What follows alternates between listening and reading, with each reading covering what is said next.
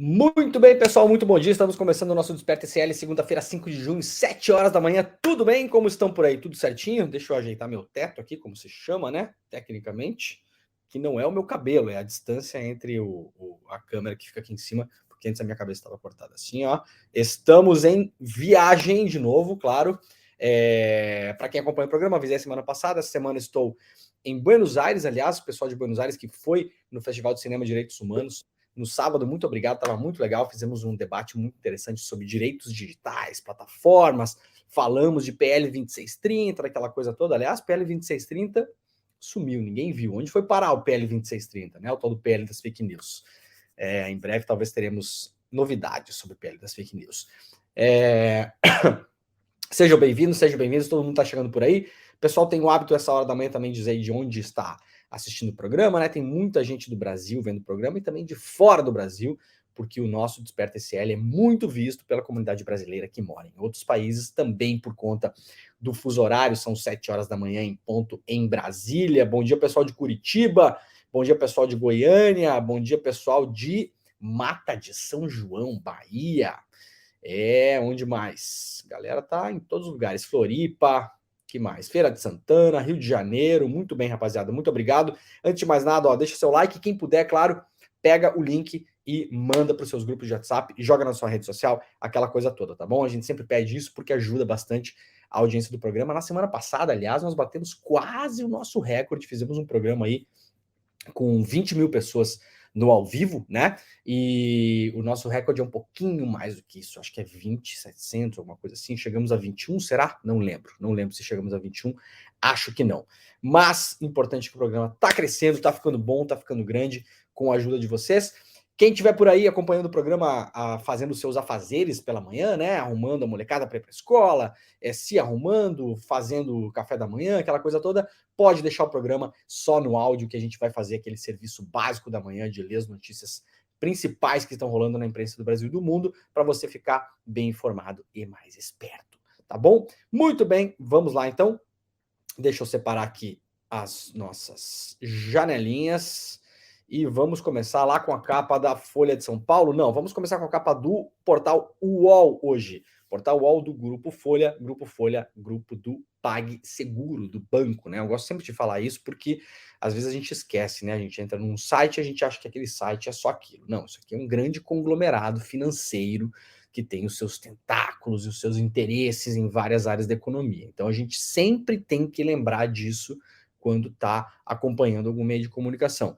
Tem alguma coisa errada com isso? Não tem nada errado. É importante a gente saber quem é que paga a conta da coisa toda, né? De todos os veículos, né? Então, como se financia o Estadão, como se financia a Globo, como se financia. Vocês sabiam que a Globo, por exemplo, a família Marinho tem fazenda de café? Vocês sabiam disso? Não sabiam, né? Então, estão sabendo agora.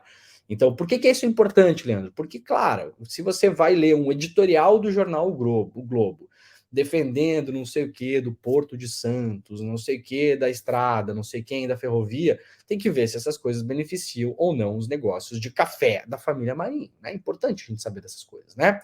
Transparência básica e absoluta para a gente ter ideia de como as coisas são empacotadas também. Isso interfere no dia a dia das redações de jornalismo? Nem sempre, tá, gente? Nem sempre tem os repórteres que conseguem navegar de modo muito independente nesse mar todo que a gente tem no Brasil, que não são editorias puras, como se chama os empresários empresários publishers, editores no Brasil. Tem repórteres muito competentes que conseguem sim fazer o seu trabalho de uma forma bastante independente. Mas a gente vê o empacotamento, o tom, o viés, a escolha de caminhos dos veículos conforme os seus interesses financeiros. Essa é a verdade. Tá bom? Vamos lá então. Capa do UOL, internet de Elon Musk chega a garimpos ilegais e só a 3 escolas da Amazônia. Mais de um ano após o anúncio, o Starlink, que é o nome da internet lá do senhor Elon Musk, não fechou nenhum acordo com o governo. Vocês vão lembrar que no ano passado, esse cidadão, né, do mais, na minha opinião, desprezível, figura tóxica, figura terrível para o debate público, a maneira como se coloca, as coisas que pensa, as coisas que fala, né? A compra do Twitter mostrou exatamente quem é este cidadão. Veio se reunir no Brasil com este outro cidadão, caso você não esteja vendo a mensagem, apenas ouvindo o programa, é o senhor Jair, né? Vieram se reunir em maio de 2022 no Brasil, então, o senhor Elon Musk e Jair, para anunciar uma série de coisas, né? Espetaculosas, que no fim, quando a gente cobriu aquilo, a gente sabia que não ia dar em absolutamente nada, aquilo era só campanha eleitoral vazia do Bolsonaro, trazendo um ídolo do bolsonarismo startupeiro, né, que é basicamente o Elon Musk, para o Brasil, para fazer marketing. E aí traz o UOL para a gente hoje aqui, ó. Ao visitar o Brasil em maio de 2022, durante o governo Jair Bolsonaro, o empresário Elon Musk anunciou que levaria a internet a 19 mil escolas por meio da sua empresa Starlink. Mais de um ano depois, Musk não fechou nenhum acordo com o governo federal. Mas antenas da empresa têm sido vendidas até mesmo para garimpos ilegais. Eu vou ler de novo isso aqui. O Elon Musk veio para o Brasil durante a campanha eleitoral do Bolsonaro. Bolsonaro trouxe esse cara para cá, porque ele é o idealismo do bolsonarismo startupeiro, né? Para fazer campanha eleitoral. Anunciou, como boa campanha eleitoral, que colocaria a internet em 19 mil escolas, tá bom? Principalmente em regiões mais afastadas, porque essa internet dele funciona como uma espécie de antena. Lembra aquelas antenas antigas de TV a cabo, da DirecTV ou da Sky, enfim, funciona um pouco com essa lógica, apontando essa antena para um satélite. Então a ideia seria colocar essa internet em regiões, por exemplo, em regiões da Amazônia, né? Regiões onde não chega cabo, por exemplo, né? Então veio para cá, anunciou esse negócio, 19 mil escolas, não é crianças, escolas, né? Então você conecta uma escola, você tem a possibilidade de ampliar o número de crianças, óbvio, né? Mais de um ano depois, Musk não fechou nenhum, 19 mil para nenhum. É o bolsonarismo startupeiro escancarado, né? A gente sabia que ia ser isso, todo mundo falou, né? Todo mundo avisou, já foi dado risada, mas as pessoas não queriam, muita gente não queria ouvir, né? No meio da campanha. Mas as antenas que não estão indo para as escolas estão indo parar em garimpo, né? Em garimpo ilegal na Amazônia. Até o momento, a empresa de Musk só levou internet a 3 escolas estaduais da Amazônia. 19.003, né? 19.003. É um projeto em andamento, podemos dizer assim, né? Basicamente, né? 3 escolas estaduais da Amazônia. As antenas foram doadas em setembro como uma demonstração do serviço. Setembro, um mês antes da eleição, portanto. Com uma demonstração do serviço da Starlink, mas não houve novas instalações na rede de ensino. Eu não sei se vocês estão recebendo no Twitter, mas eu estou recebendo todos os dias propaganda, marketing, post pago no Twitter para comprar a internet do Elon Musk no Brasil. Vocês estão recebendo por aí? Eu não sei quem usa Twitter da nossa audiência, então quem usar o Twitter aí, responde nos comentários se vocês já receberam propaganda, peça de marketing do Starlink do Elon Musk no Twitter. Eu tô cansado de receber, juro para vocês, tá? Toda hora aparece aquela porcaria para você comprar o Starlink, é uma antena, uma peça de publicidade com uma antena branca, assim, tá? Então esse cara veio pro Brasil fazer marketing para depois vender a porcaria da antena dele para as pessoas. Não veio colocar a internet em escola coisa nenhuma. Prometeu 19 mil escolas, colocou em 3. Em 3, em setembro, um mês antes da eleição. Aí vocês pensem, gente, olha como valeu a pena. Vocês imaginem quanta grana esse cara teria que gastar para fazer com que o Brasil soubesse que ele tem uma internet por satélite. Vocês imaginem, teria que botar, sendo o Brasil como teria que botar publicidade na TV aberta, né? O Brasil ainda é muito movimentado por TV aberta. Então esse cara, para além do mais esperto do que o Bolsonaro também, o que não custa muito, mas né? Para além do mais, ele conseguiu fazer marketing para um país de mais de 200 milhões de pessoas, com milhões e milhões de consumidores, de graça. Porque ele veio para cá, ele foi recebido pelo presidente da República, ele apareceu no Jornal Nacional, ele apareceu em toda a imprensa, ele virou trending topics do dia, de graça, de graça. Ele veio aqui fazer marketing de uma porcaria de uma internet que ele vende de graça. A gente é muito otário mesmo, né? O governo Bolsonaro anunciou em maio a meta de conectar 100% das escolas públicas da região norte até o fim de 2022. 100% das escolas públicas da região norte. Você que está na região norte e votou nesta coisa no ano passado, eu espero que na próxima eleição você lembre, porque eu vou reler o trecho. O governo Bolsonaro anunciou em maio a meta de conectar 100% das escolas públicas da região norte. Maio. Hoje, no entanto, ainda há mais de 5 mil escolas sem internet na região norte. Parabéns para quem votou, tá bom? Parabéns. Segundo dados da Anatel. Em outubro, o governo abriu um edital para provedores de internet interessados em fornecer banda larga a 6,9 mil escolas, já que o Elon Musk não colocou a dele. Mas a Starlink não participou da concorrência. Vejam só vocês, o cara veio para cá, anunciou que ia colocar a internet em 19 mil escolas. O governo abriu uma concorrência e ele não entrou na concorrência. Enquanto isso, colocou a internet em 3 escolas só. Basicamente, só para dizer que tinha colocado para poder ir lá fazer umas imagens, usar a imagem de crianças e professores para poder fazer marketing barato, vagabundo e vender internet no Twitter. Tá? Basicamente é isso que aconteceu. As antenas da empresa de Musk, por outro lado, têm sido vendidas a entes privados. No fim do mês passado, após lançar uma promoção que derrubou pela metade o preço, a instalação, a empresa do Musk atingiu 50 mil clientes no Brasil. A empresa não tem escritório no Brasil. Sério, a gente é muito otário. O presidente da República recebeu um vendedor de parabólica no Brasil, que veio para cá mentir que ia botar internet em escola. Não botou porcaria nenhuma, não participou nem do edital público para colocar, mas já botou internet em 50 mil lugares privados a pagamento, inclusive em garimpos ilegais. Parabéns, Brasil. Eu estou de muito bom humor depois de ler essa notícia. Muito obrigado. Acho que a gente vai ter que passar para outra, né? Muito bem, seguindo na capa do UOL ali, rapidamente as principais destaques deles ali, né? PEC da anistia pode perdoar calote de 740 milhões de partidos políticos em candidaturas negras. Isso aqui é algo que está sendo decidido. Vamos ver se vai passar. Se passar, está totalmente na mão do senhor Arthur Lira, porque é ele que comanda essa pauta e basicamente se refere às eleições, né? Isso aqui, notícia que vem lá da Folha e publicada também no UOL, mobilização de partidos políticos para aprovar a maior anistia da história em benefício próprio, tem como pano de fundo o fato de que a maioria deles descumpriu nas eleições de 2022 as regras que estipulam um repasse mínimo de recursos para a candidatura de pessoas negras e mulheres. Os partidos já vêm descumprindo essas causas faz tempo. A gente já tem vários casos de candidaturas, principalmente de mulheres que são laranja, ou seja, tem uma cota para candidaturas femininas, os partidos vão lá, cumprem as cotas, mas de fato não fazem aquela campanha. Aquela campanha é uma campanha fantasma, é uma campanha falsa.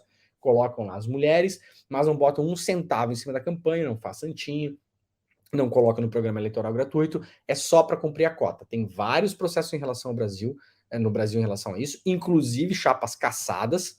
Vamos lembrar que a chapa do Nicolas Ferreira, né, o peruqueiro Nicolas Ferreira, ou também chamado de Chupetinha, né, assim, Mamatinha, Chupetinha, como que é? Não sei. Chupetinha, eu acho, né?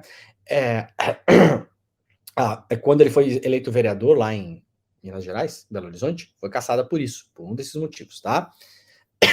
Dados oficiais da prestação de contas entregues ao TSE e analisados pela Folha mostram que os candidatos pretos e pardos deixaram de receber 741 milhões de reais nas eleições. Já em relação às mulheres, o descumprimento da cota ficou em 139 milhões de reais. Vocês entendem o que aconteceu aqui? Os partidos deveriam ter investido, somando o que deveriam ter investido em candidatos pretos e pardos, 740, mais o que deveriam ter investido em candidaturas femininas, 140 milhões. A gente está falando de quase aí caminhando para 1 bilhão de reais que deixou de ser investido nessas candidaturas. Isso teria poder também, é óbvio, de transformar a porcaria do parlamento que a gente elegeu. Porque se você consegue canalizar a sua energia para essas pessoas, você tem uma chance melhor também de conseguir coisa melhor do que Sérgio Moro, do que Damares, do que Deltan Dallagnol, né? Isso parece óbvio, do que Nicolas Ferreira, do que Gustavo Gaia, tá bom? Mas não, os partidos preferem continuar investindo sempre no mesmo perfil de pessoas e agora seriam multados, teriam problemas, vários deles teriam problemas com relação a isso, de chapas caçadas, de candidaturas caçadas, de multas milionárias, e agora a Comissão de Constituição e Justiça da Câmara já aprovou a PEC da anistia, que perdoa o descumprimento de cotas de gênero e racial, assim como todas as irregularidades cometidas pelos partidos com dinheiro público nos últimos anos. Isso aqui é a cara do Congresso que nós elegemos e que hoje está na mão do senhor Arthur Lira, tá bom? Veremos como a coisa vai andar e veremos também como a base do governo vai se posicionar em relação a isso. MP da Esplanada renova críticas do Senado a ritos de Lira na Câmara. Nós vimos na semana passada aqui a dificuldade que o governo teve para aprovar a nova MP, que estava caducando na semana passada, sobre a reorganização dos ministérios, e agora há fricções, né, entre Senado e Câmara, porque o governo, com a sua articulação, conseguiu chegar mais próximo de Rodrigo Pacheco no Senado, e Rodrigo Pacheco fazendo uma queda de braço aí também com Arthur Lira e com a Câmara. Vamos ver se isso é teatro, se isso de fato está acontecendo.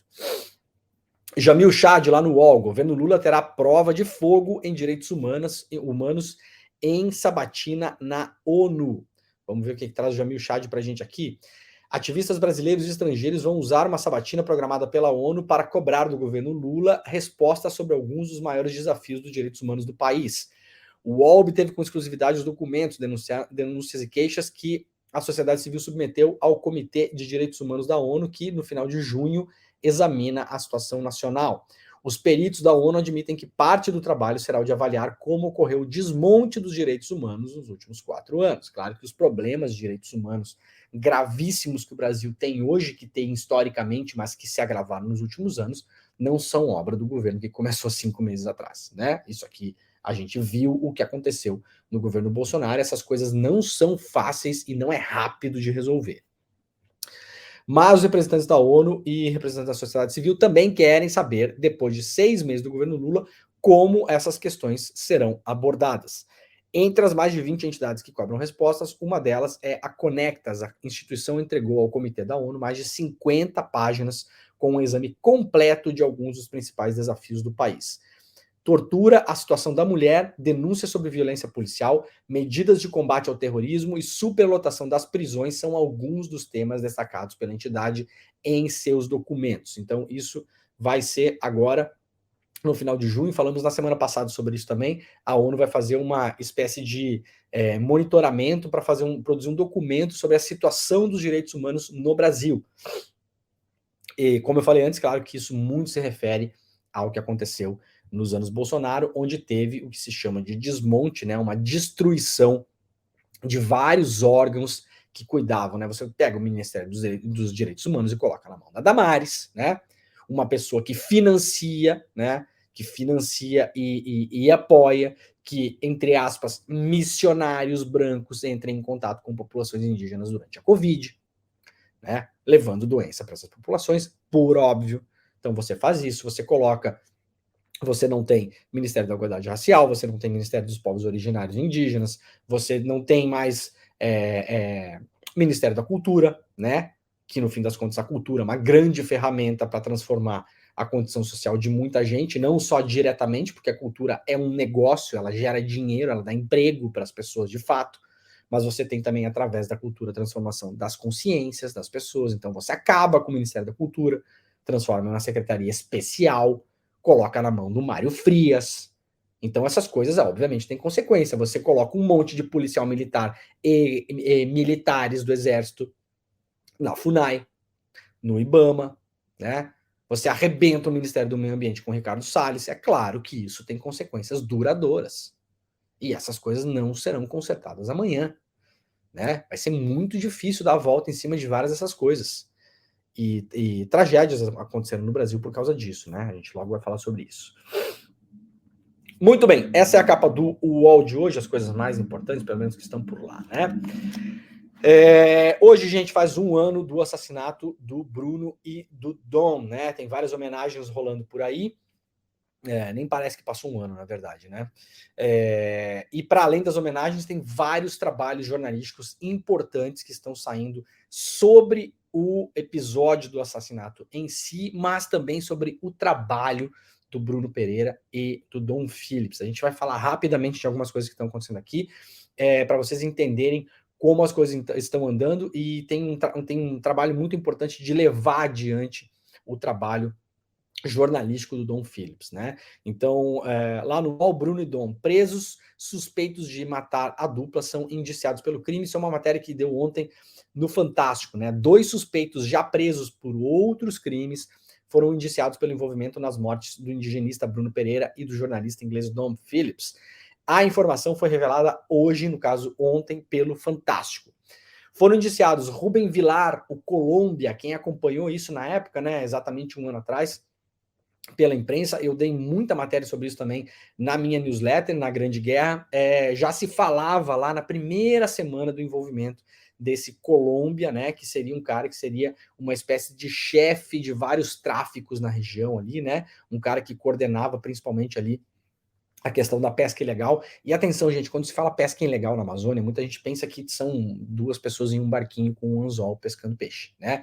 Pesca ilegal na Amazônia, ela pode envolver desde pesca industrial ou semi-industrial, né? Semi-industrializada, ou seja, você fazer pesca de arrasto, você destruir uma parte da natureza ali para pescar os peixes, né? Pegar peixes proibidos, pegar peixes menores do que o tamanho permitido, ou você fazer pesca focada em alguns peixes que são muito, muito, muito valiosos, principalmente no mercado de restaurantes e no mercado internacional.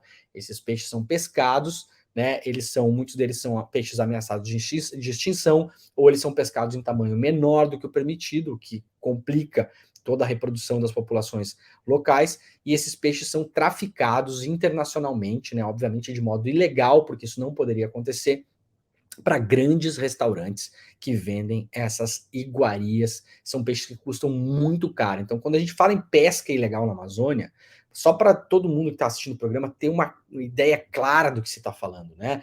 Não se está falando lá da população ribeirinha que mora lá e que pratica pesca para subsistência ou até mesmo para vender em mercados do peixe locais. Não se está falando de populações indígenas que praticam pesca nesses locais.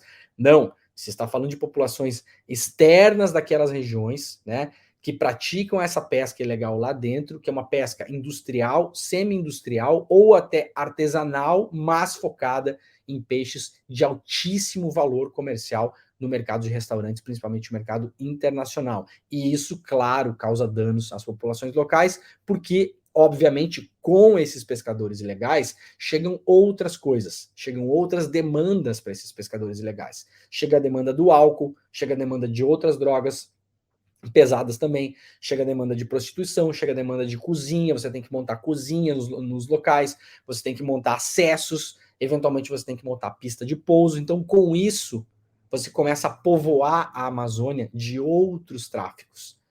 Na Amazônia, assim como em outras regiões do mundo, um tráfico abre a porta para outro, uma ilegalidade abre a porta para outra. Esse é o grande problema que a gente tem na Amazônia hoje.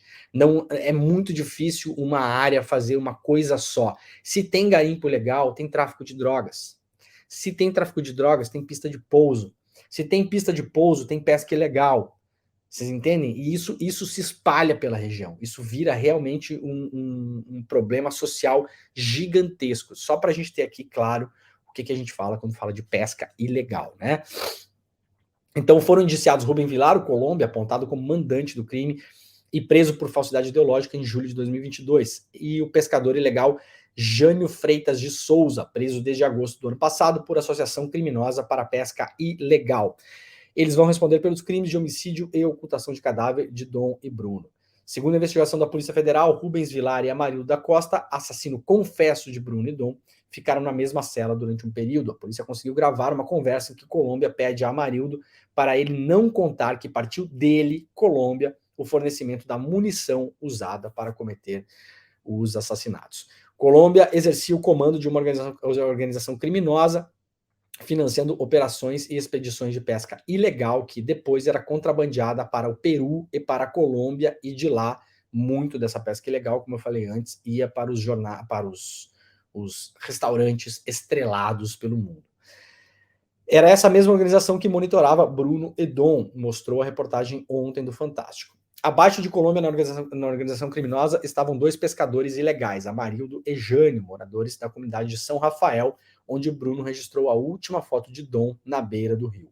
De acordo com a polícia, em um ano, houve mais de 400 telefonemas entre os acusados, inclusive na data do crime, nos momentos logo antes e depois da execução. As ligações apontam para um crime premeditado, informou Carlos Palhares, perito da Polícia Federal. A perícia também concluiu que Bruno e Dom foram mortos pelas costas e não ouviram o som do barco de Amarildo se aproximando por causa do barulho do motor. Os disparos teriam sido disparados a uma distância de cerca de 6 metros.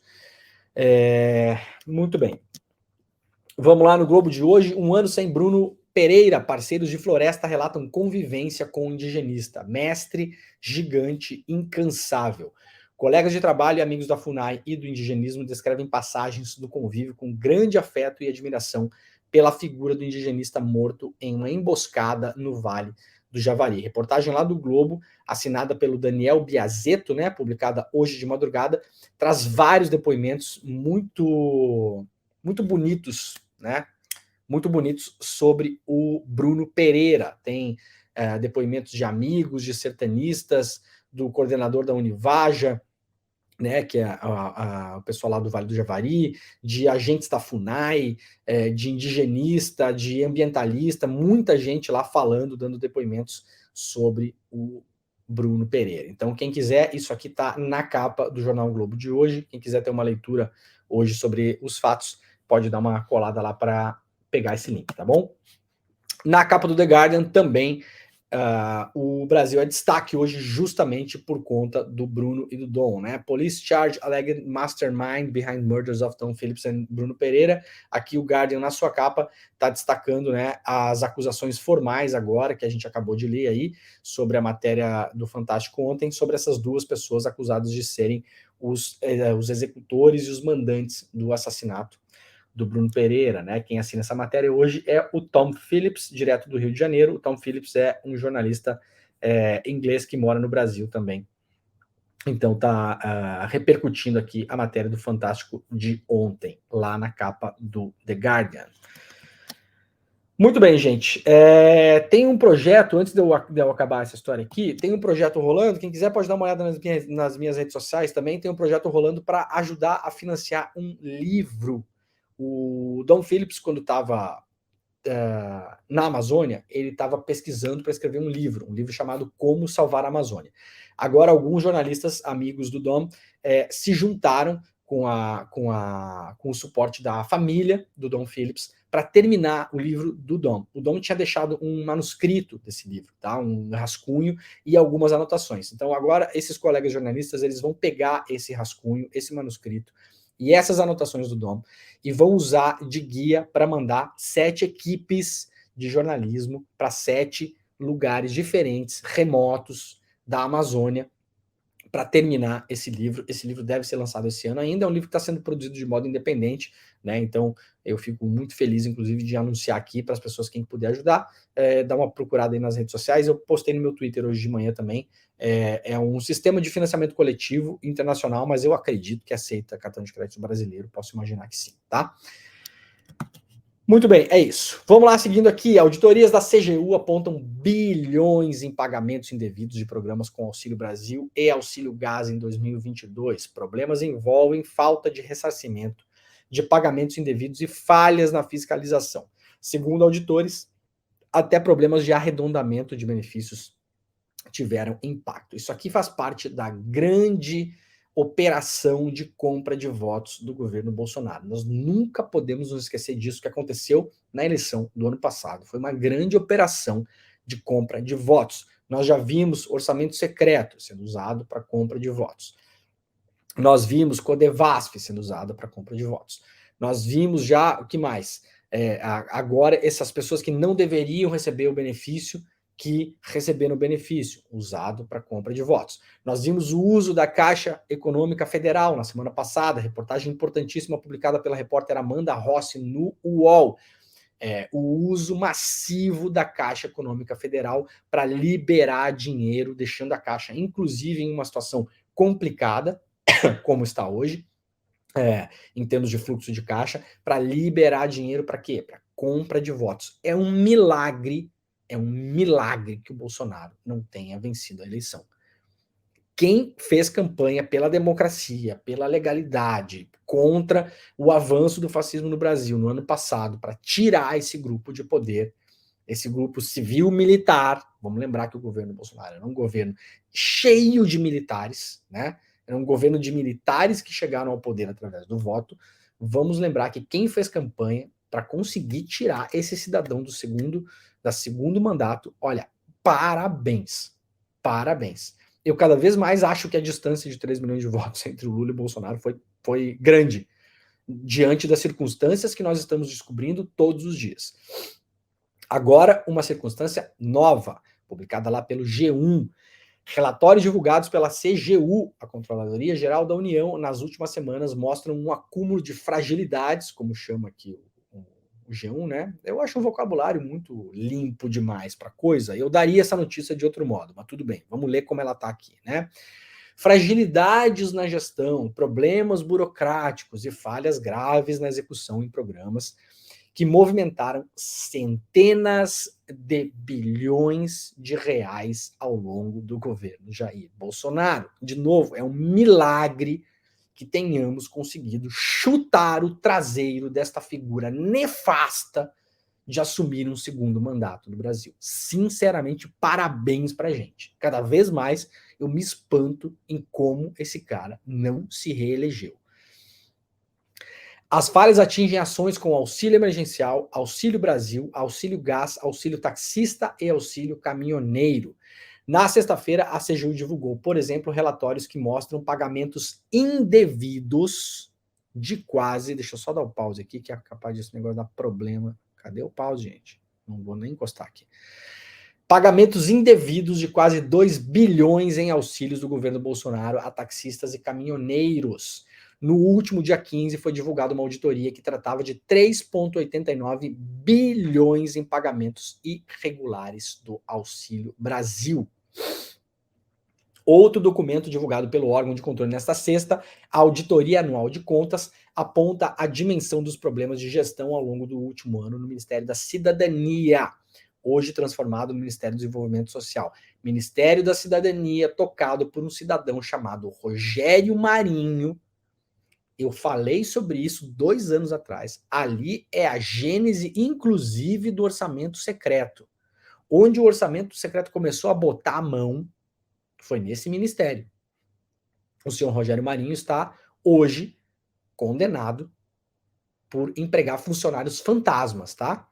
Possivelmente vai se tornar inelegível pelos próximos anos. Está recorrendo, ainda está no cargo, mas, caso confirmado em segunda instância, ele perderá o seu mandato como senador.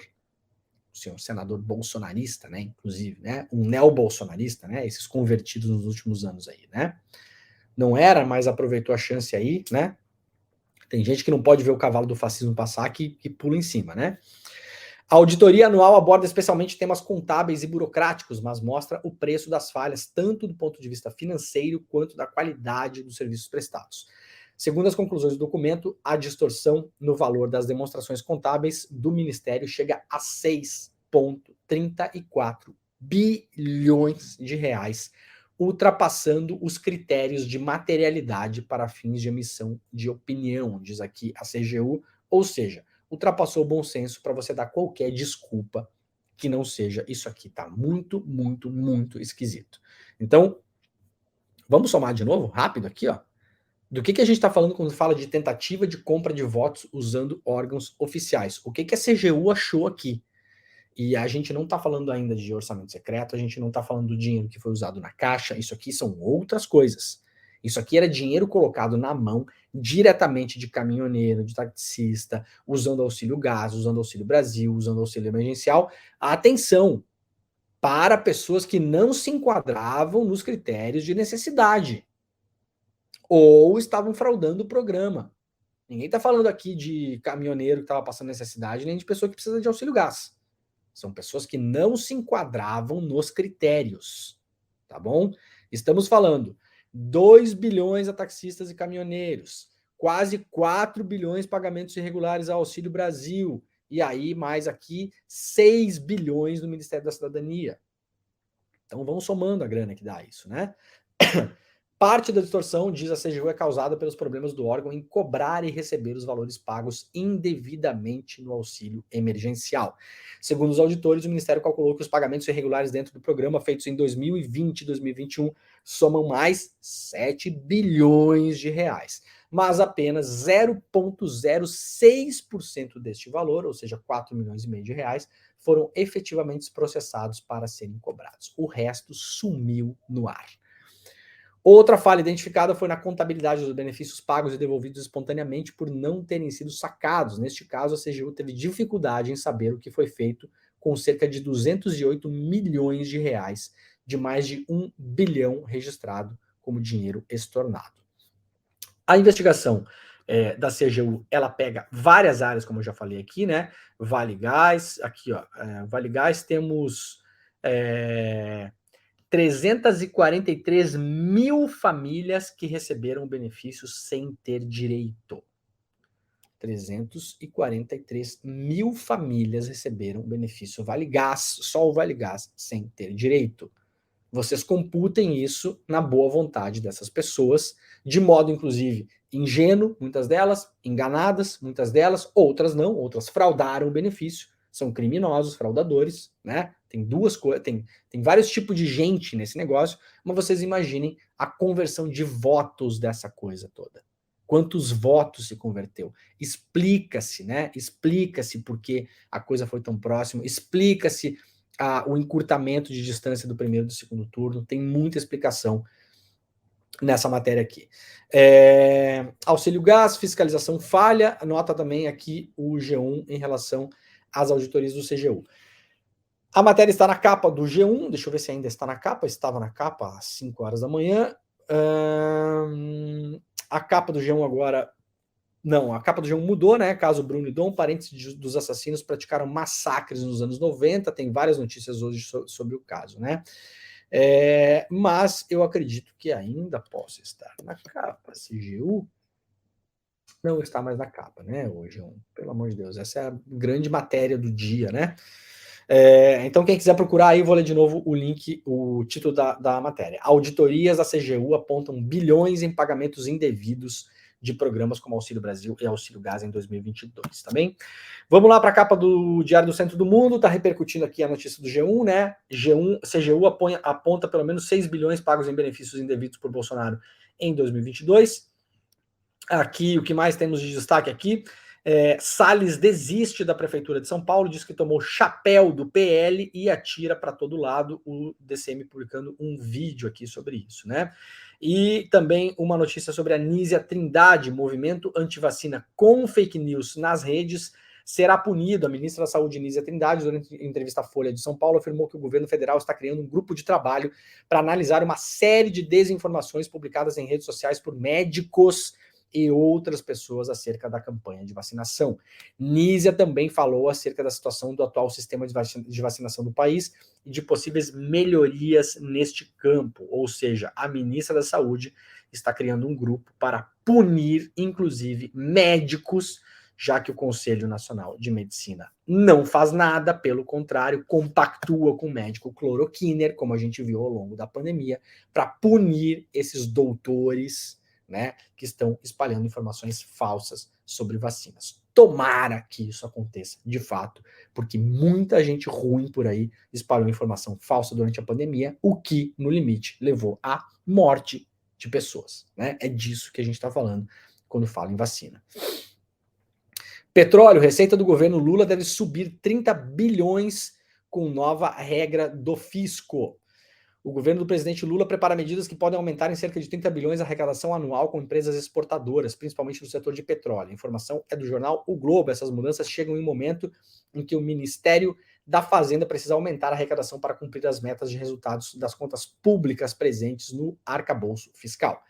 Duas frentes serão alteradas no setor de petróleo, pela Receita Federal e pela Agência Nacional de Petróleo. Em uma dessas iniciativas, a Receita trabalha com novos critérios para calcular o preço do petróleo exportado para fins de cobrança do IRPJ, que é um imposto, e também da CSLL, que é outro imposto de petroleiras que atuam no Brasil, né? Então, rapidamente, para quem não sabe, o Brasil produz mais petróleo do que consome, né? Nós só não refinamos tanta gasolina, tanto combustível quanto consumimos nos nossos carros, mas nós já produzimos mais petróleo em terras e águas brasileiras do que temos capacidade de consumir. Então, parte desse petróleo é exportado. O Brasil agora vai para cima dessas exportadoras para aumentar o valor de exportação dessas empresas para fora do país, tá? Então é basicamente aí que o governo busca fazer receita para cumprir as metas do arcabouço fiscal. Na capa da revista Fórum também destaque para os relatórios da CGU, que revelam diversas irregularidades em programas sociais.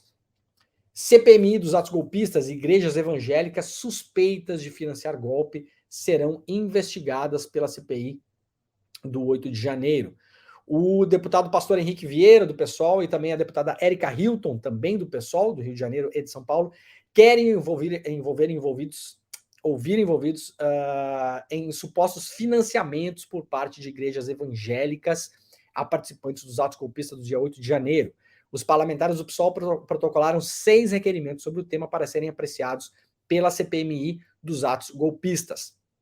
A próxima reunião da CPMI acontece amanhã, tá, gente? Onde se votam esses requerimentos. Era para ter acontecido na semana passada, mas foi postergada por conta da votação da MP dos ministérios. Então está remarcada, a reunião acontece amanhã, a gente vai repercutir ela, com certeza repercutir a intenção da reunião de manhã, para saber mais ou menos o que vai acontecer, no Desperta SL, e depois, claro, no N1 e no N2, às 8 horas da manhã e às 6 horas da tarde, nos nossos programas ao vivo, você vai poder ver também a repercussão também com o Jorge Misael e com a Heloísa Vilela, direto de Brasília, que estão acompanhando isso de perto, tá bem?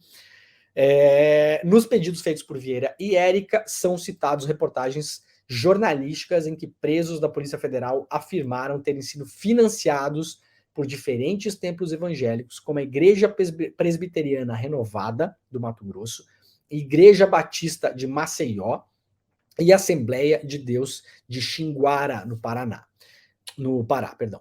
Na primeira sessão da CPMI, realizada em 25 de maio, Elisiane afirmou que o foco da investigação será,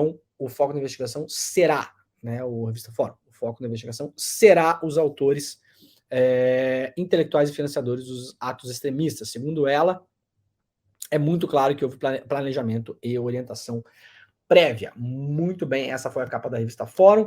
Capa do G1 já passamos.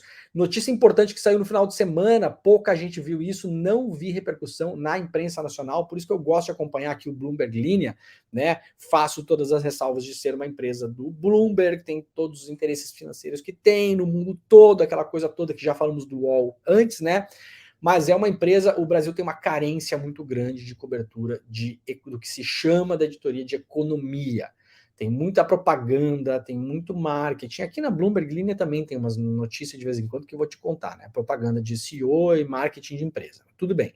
Essas a gente não lê aqui e passa por cima, né? Mas eles cobrem o mercado como pouca gente está fazendo no Brasil. E aconteceu uma reunião nesse final de semana na Europa, em Viena, na Áustria, da OPEP, né? E pouca gente deu bola para isso. Os caras foram lá, se reuniram em vários locais diferentes, principalmente em hotéis, e decidiram que nós vamos pagar mais caro a nossa conta a partir dos próximos dias. Por quê? OPEP, Arábia Saudita, anuncia corte de 1 milhão de barris de petróleo por dia. Em reunião neste domingo, a OPEP manteve metas de produção de petróleo para 2023, enquanto a Arábia Saudita anunciou novos cortes voluntários. Cortes voluntários significa que o preço do petróleo, a tendência é aumentar, e quando aumenta o petróleo, aumenta tudo, né? Isso pode causar um problema, inclusive, para o governo brasileiro, para a Petrobras, né? Porque pressiona os preços dentro de casa também. A Arábia Saudita fará um corte voluntário adicional de 1 milhão de barris de petróleo por dia como parte de um acordo feito pela OPEP, o grupo de países exportadores de petróleo, após horas de negociações neste final de semana. O ministro da Energia da Arábia Saudita, príncipe Abdulaziz bin Salman, anunciou a redução em um comunicado neste domingo. O movimento da Arábia Saudita é parte mais significativa do acordo, que também inclui uma extensão dos cortes em 2024. O grande beneficiado das negociações são os Emirados Árabes Unidos, que recebem um aumento em sua cota para o próximo ano. Isso ocorre às custas de membros africanos, membros da OPEP, que foram solicitados a abrir mão de parte de suas cotas não utilizadas. Embora não tenham atingido suas metas, ainda é um amargo desafio político para os africanos. É por isso que as negociações se arrastaram por tanto tempo, incluindo algumas sessões até tarde da noite em hotéis em Viena, na Áustria, onde aconteceu a reunião ontem, portanto. Segundo o grupo, todos os países terão sua capacidade de produção revisadas de olho nessas linhas base. Isso aqui é tudo linguagem burocrática, blá blá blá, para dizer os caras decidiram botar menos petróleo no mercado para aumentar o preço, tá, gente? Resumindo a notícia aqui. No início de abril, a OPEP já tinha anunciado um corte surpresa na produção de petróleo de mais de 1 milhão de barris por dia, abandonando garantias anteriores de que manteria a oferta estável e representando um novo risco para a economia global. O novo corte tende a pressionar os preços de petróleo nessa semana, o que pode afetar ativos como as ações da Petrobras. Não só ativos, né? O preço da gasolina, né? Que é o que importa, na verdade, né? Muito bem, vamos lá para a capa do Estadão, que temos aqui de destaque hoje. É uma matéria sobre o Rodoanel em São Paulo, que se arrasta por mais de 10 anos. Especialistas questionam como resolver. Notícia importante aqui sobre o governo Lula. Não foi por falta de aviso. Juscelino Filho, ministro das Comunicações do governo Lula, entregou o gabinete para o sogro despachar até mesmo na sua ausência em Brasília. Registros de entrada e saída obtidos pelo Estadão mostram um gabinete paralelo no Ministério das Comunicações. Pasta diz que empresário Fernando Fialho é conselheiro informal do ministro. O sogro do ministro das Comunicações, Juscelino Filho, despacha no gabinete do genro, onde recebe empresários, embora não esteja nomeado em nenhum cargo público. Isso aqui é um absurdo e foi avisado. Cansamos de avisar sobre este cidadão. Cansamos. O governo vai pagar a conta por ter colocado esta figura no Ministério das Comunicações, né? Por sua própria conta e risco, né? Porque não perguntou a opinião de ninguém, inclusive. Registro de entradas e saídas do Ministério obtidos pelo Estadão mostram que o empresário Fernando Fialho, sogro de Juscelino, atende na sede da pasta em Brasília, inclusive quando o genro cumpre a agenda no Maranhão, sua base eleitoral. Um dos empresários recebidos nas comunicações, no último 17 de março, afirmou ao Estadão que tratou de internet e debateu a expansão da conectividade com o Fialho. Outro definiu o papel dele como sendo de apoio. Procurado, o Ministério confirmou que o sogro de Juscelino despacha na pasta e justificou que ele contribuiu com sua experiência. Para especialistas, o gabinete paralelo montado nas comunicações é irregular, não precisa ouvir especialista para ver que isso aqui é um completo absurdo. O cidadão não está nem em Brasília e o sogro está sentado na cadeira dele, despachando como ministro, sendo que não tem nenhum cargo no ministério. Matéria que está lá na capa do Estadão hoje, para quem quiser acompanhar.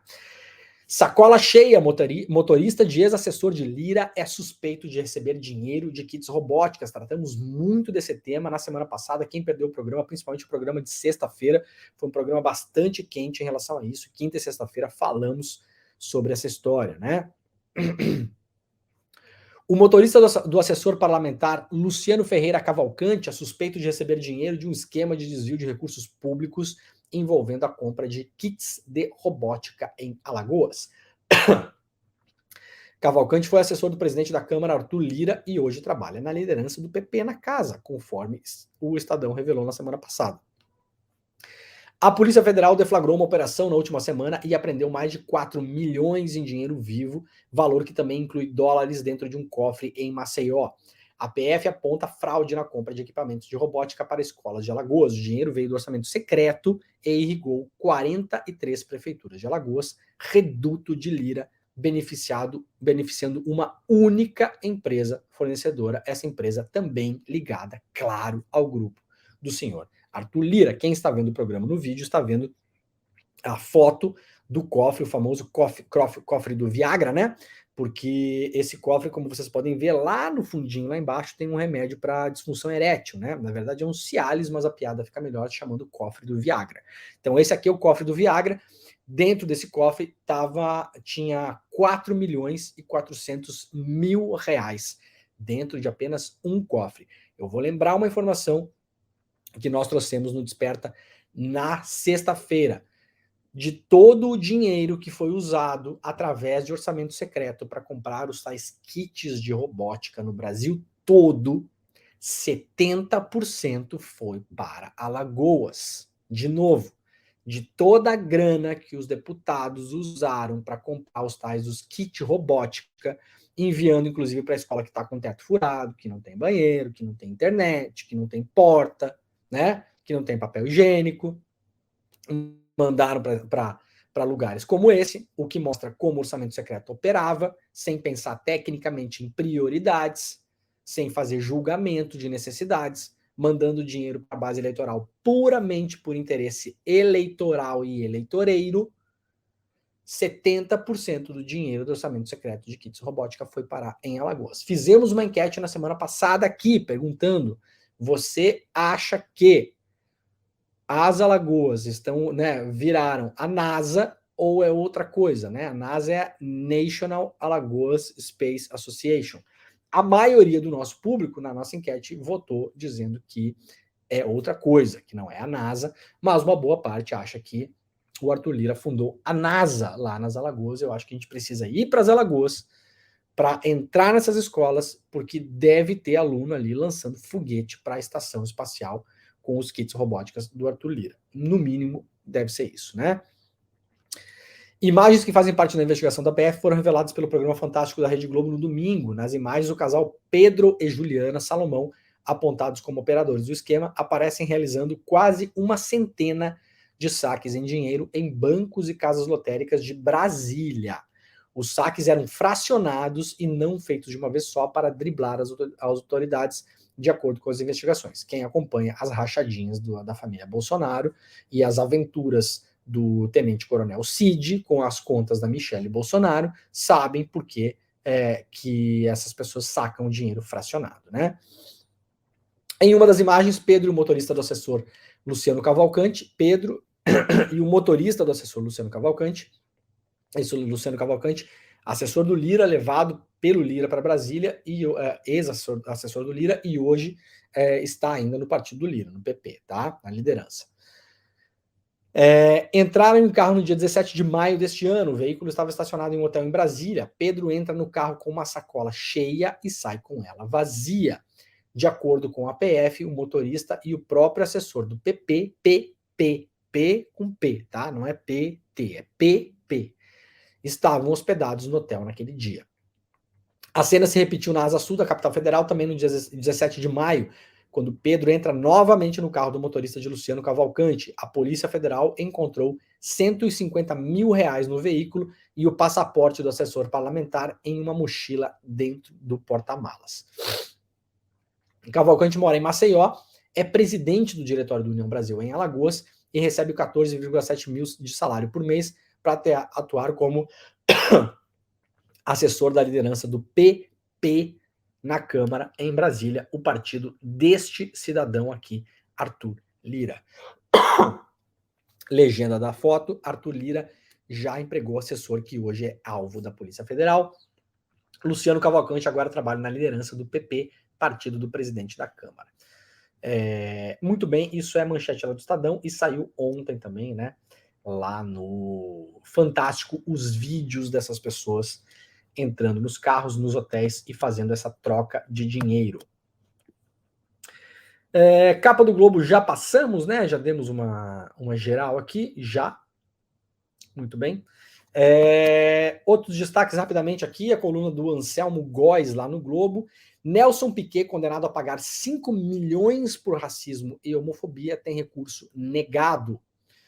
Nelson Piquet, o empresário e ex-piloto de Fórmula 1, teve negados os embargos apresentados contra a decisão que o condenou a pagar 5 milhões de reais por falas racistas e homofóbicas contra o piloto britânico Lewis Hamilton.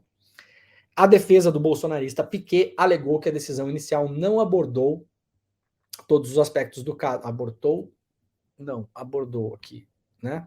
Abordou, tá, Anselmo? Tá errado a palavra aqui.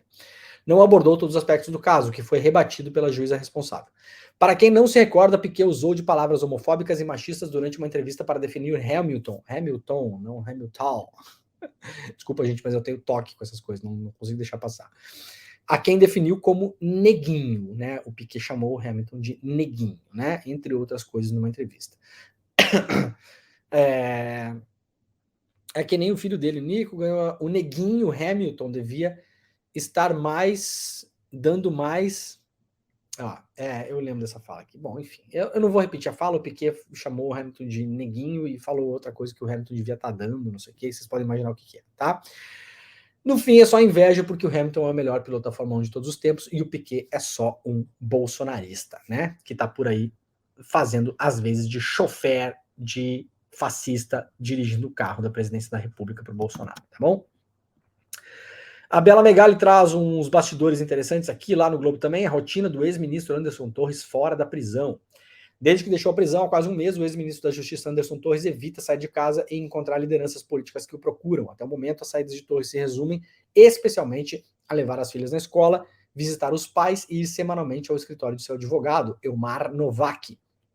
É do escritório de Novak que Torres faz as audiências semanais exigidas pela Justiça. A matéria aqui é bastante curta, quem quiser pode dar uma olhada lá, é uma nota. Na verdade, não tem uma apuração muito maior do que isso, mas conta um pouco como está o senhor Anderson Torres para lá e para cá, né?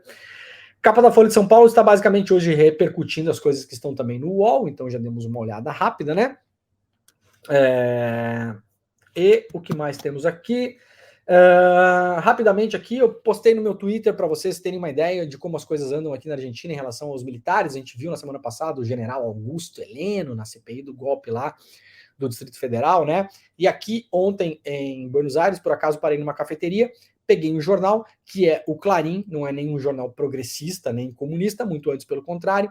Em 2 páginas seguidas do Clarim, notícias sobre punições e sobre memória da ditadura militar argentina. Em uma delas, essas que vocês estão vendo na capa aqui, a Argentina está repatriando um avião que tinha sido vendido para uma empresa privada nos Estados Unidos. Esse avião era conhecido como o avião do último voo, dos voos da morte, era um avião do exército argentino que jogava presos políticos no mar. Obviamente, a imensa maioria deles desapareceu. Alguns poucos corpos foram encontrados. E uma outra notícia, uma notícia bastante triste, inclusive, né? Médicos que trabalhavam em um hospital militar na época da ditadura aqui na Argentina, foram condenados agora porque na época fizeram o parto de uma presa política pelos militares de gêmeos e depois que a mãe deu à luz, ela desapareceu porque nunca encontraram seu corpo, então podemos imaginar que tenha sido assassinada, né? E esses médicos trocaram o nome das crianças, dos gêmeos, e deram essas crianças em adoção. Em 2008, seguindo pistas que foram colocadas na internet e também através de um processo judicial, uma das gêmeas, uma mulher, se descobriu filha da mãe dela original, né? Da mãe dela biológica, a Raquel. Então descobriu, ela também não sabia, ela descobriu através de exames de DNA, desconfiou que fosse ela uma das gêmeas e se descobriu. E agora ela busca o irmão gêmeo, que ainda pode estar vivo, né? Ainda pode estar por aí, sem ao menos saber que é irmão dela e que é filho dessa prisioneira que foi desaparecida pela ditadura argentina. Então, a maneira como os argentinos lidam. Quando falam que o Brasil vai virar Argentina, eu acho que assim, se for isso aqui, eu quero, tá? Porque a maneira como eles lidam com política e memória e a época da ditadura aqui, se tivéssemos feito o mesmo no Brasil, nós não veríamos pessoas como o General Heleno sendo ouvidas e levadas a sério, tá? Nós praticamos uma anistia com criminosos da ditadura, e não estou falando que o General Heleno é um deles, estou falando que ele é um reflexo da posição que os militares ocupam na nossa sociedade hoje e que não deveriam ocupar. Deveriam sim responder pelos seus crimes que nunca responderam, tá bom? Para finalizar, gente, notícia bastante importante que eu peguei lá no Twitter do Guilherme Boulos. Conseguimos, diz o Boulos, tivemos uma grande conquista na última semana, a aprovação do texto da MP do Minha Casa Minha Vida. Fica de olho aí para você que quer pensar em casa de novo, né? Eventualmente vai ter financiamento de novo na praça por aí. Atuamos muito no relatório, diz o Boulos aqui. Coisas importantes. Projeto Morar Mais Perto, subsídio para a construção de moradias em regiões com mais infraestrutura pública, incluindo hospitais, escolas, metrô e corredores de ônibus, para não fazer casa do Minha Casa Minha Vida em lugares que não tem nada, né? Então o novo projeto vai prever, vai tentar organizar para que essas casas sejam construídas em lugares onde já tenha infraestrutura pública. Retrofit torna possível reformar prédios abandonados nas regiões centrais das cidades para quem deseja transformar em moradia popular. Moradia Primeiro, nova modalidade dedicada exclusivamente a atender e garantir moradia para a população de situação de rua. Contra a violência de gênero, mulheres vítimas de violência doméstica terão prioridade no acesso ao programa. Subsídio Verde, projetos de empreendimento que usam tecnologias sustentáveis como água de reuso ou energia solar receberão subsídio extra. Empoderar os beneficiários, o projeto de trabalho técnico social será estendido para 2 anos, o que é importante porque com esse projeto as pessoas se apropriam do seu condomínio por meio de uma organização comunitária condominial. Então, notícias bem importantes, fiquei bem feliz com isso, né? Priorizando aí mulheres que sofreram abusos, né? Dando subsídio verde, possibilitando que se reformem prédios abandonados nos centros das cidades para moradia popular, colocando as moradias populares do Minha Casa Minha Vida mais próximos dos centros urbanos ou mais próximos de infraestrutura, como metrô, ônibus, supermercado, correios. Então, várias mudanças importantes aí. Isso aqui tá lá no Twitter do meu amigo e camarada Guilherme Boulos. É isso, gente. 1 minuto a mais do programa de hoje. Segunda-feira, 5 de junho. Muito obrigado a todo mundo. O Desperta volta amanhã, ainda em viagem. Estarei em Buenos Aires a semana toda. E agora você pega o link nos nossos comentários para acompanhar o Notícias, o N1, o ICL Notícias, primeira edição com Eduardo Moreira e turma toda lá, tá bom? Nós voltamos amanhã. Muito obrigado e tchau.